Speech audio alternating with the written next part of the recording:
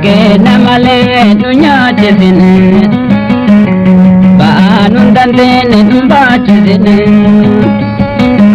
Allahu dunya chisine Wangke namale dunya chisine Baanun dandene numba chisine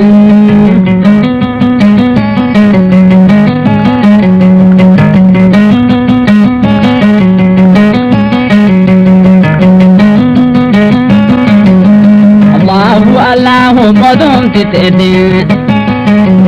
Bale sakabun siti abede Tanya kuponya ne abe tabede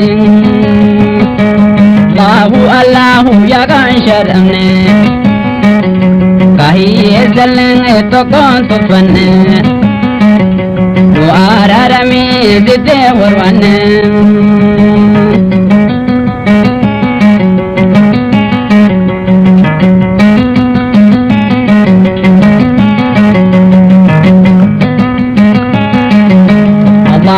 Allahu siti abede Namni gizawi kudran kankede Danya kubonya ne abede bede Danya kubonya ne abede bede Zata ziteleng mardu tantede Bale zagaba siti abede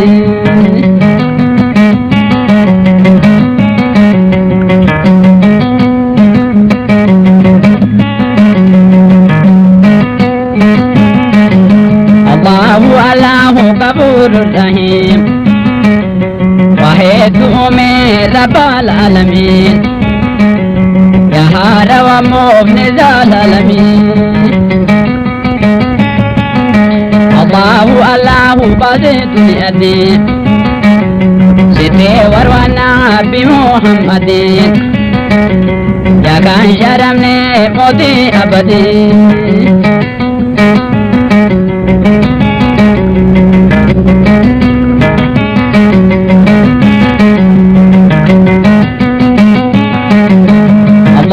Allahu adi ramane Ija rahmatatin qobdanul ane Yakan sharamne parasiltane Allahu qobdanul ane Makan ke duda adi ramane Moti abadu damne siltane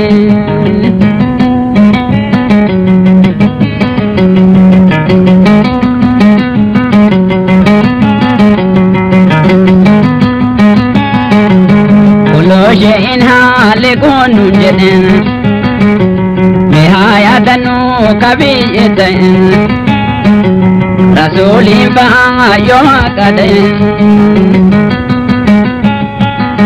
متين مالين إزوم أمي نقول دمرا إزوم شومي يا كان سكني هنگار ممي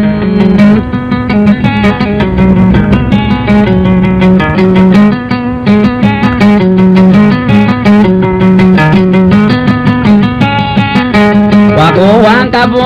ani daibe wani yadu kuya zanibe sirata tara monana zebe wano tulde nilufte dote kulu nafsin zaiqatul mauti usnal katima nudol chimote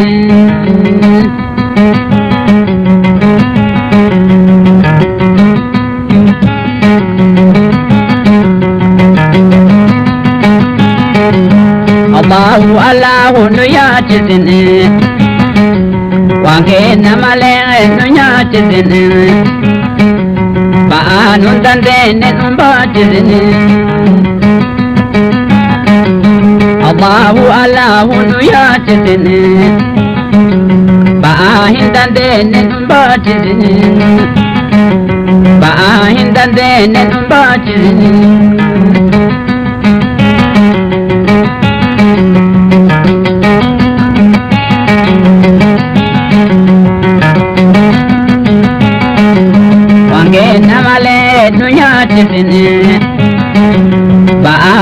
dene numbatizini Kanun dene numbatizini